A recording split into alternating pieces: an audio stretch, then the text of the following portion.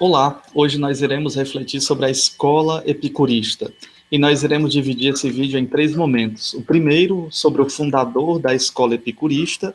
O segundo momento, sobre as doutrinas principais. E o terceiro momento, elencando os principais expoentes que levaram adiante os ensinamentos da escola epicurista.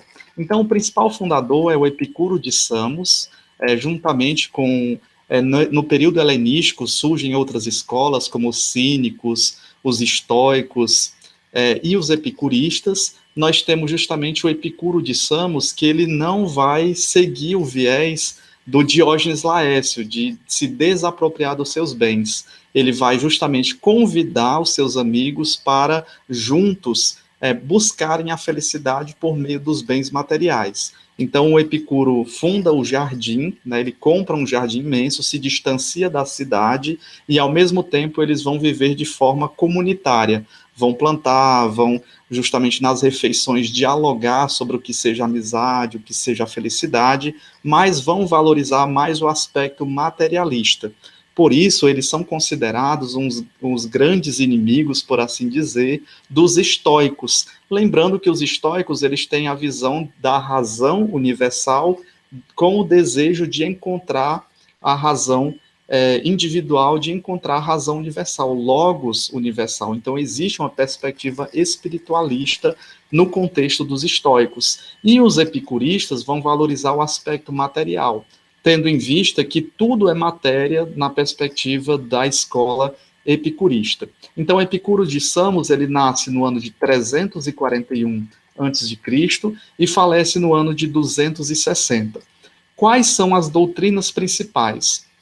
Ante os problemas filosóficos, o epicurismo ele vai assumir uma posição de nítido contraste ao estoicismo, justamente porque o estoicismo vai valorizar esse rigor mais ético, mais moral, com uma busca de se chegar a uma virtude perfeita para se contemplar o logos universal, né? Um espiritualismo antropológico presente também no estoicismo, e também essa questão da metafísica, daquilo que está para além das realidades físicas. Isso está muito presente no estoicismo. Já no epicurismo, nós percebemos um desenvolvimento de uma concepção mais materialista, no qual diz respeito aos principais, os princípios primeiros das coisas. Então, tudo se originou da matéria.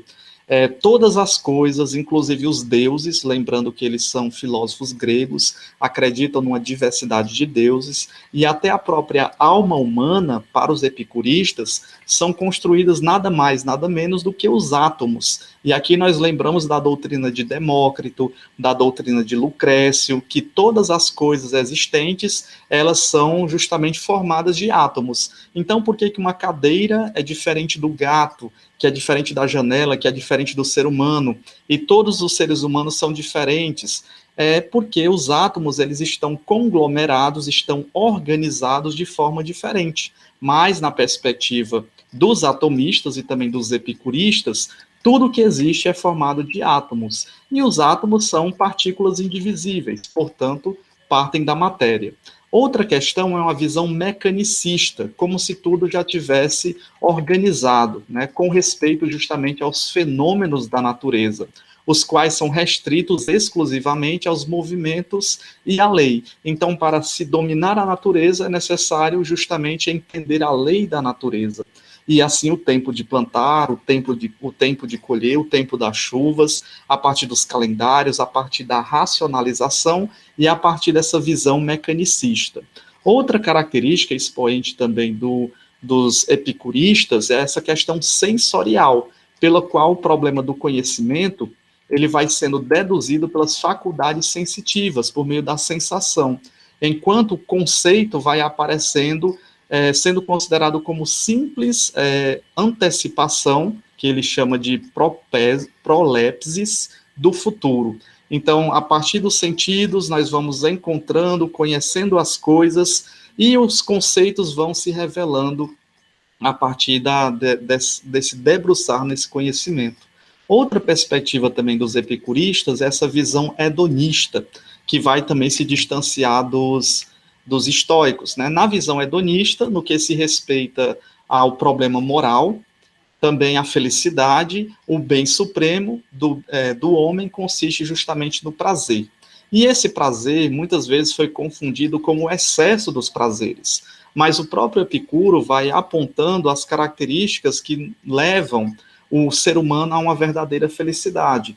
Por exemplo, a felicidade não está nas roupas caras, ou então no comer demais, ou em comer comidas refinadas. Ele vai falando dos bens necessários para a existência. E esses bens existentes, eles também nos trazem prazer. Essa visão hedonista, ela vai sendo também alavancada por outros pensadores que muitas vezes vão também distorcer o pensamento epicurista, tendo em vista que existe uma moderação dos prazeres, nem o excesso e também nem a falta.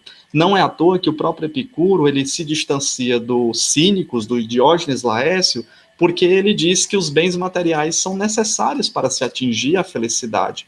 Agora, devemos organizar meios para que eles sejam mais eficazes, que tragam a felicidade.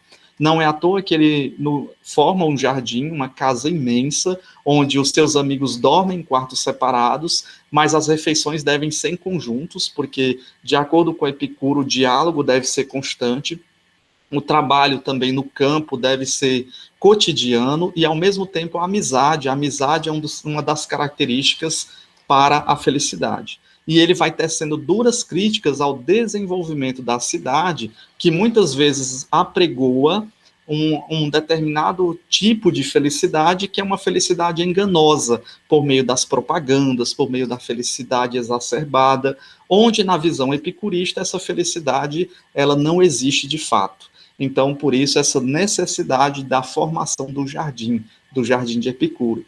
E quem são os principais expoentes do epicurismo? Então, o epicurismo ele sempre teve seguidores, sobretudo no mundo romano, né, os pensadores romanos, e aí nós podemos destacar o Lucrécio e também o Horácio, grandes pensadores romanos, e também no mundo renascentista, ali com o despontar da modernidade, nós vemos nos escritos e no modo de vida do Velho e também do Michel de Montaigne, ao colocar também a questão dos prazeres, a questão da materialidade, como busca para a felicidade. Então, nós percebemos que essas escolas que vão se formando a partir depois de Platão e de Aristóteles, elas se distanciam da cidade, mas elas buscam a felicidade, cada um à sua maneira. Se nós temos os estoicos com essa visão mais espiritualista, mais metafísica, a partir do encontro pessoal de nós que somos logos individuais com o logos universal, que é o criador de todas as coisas,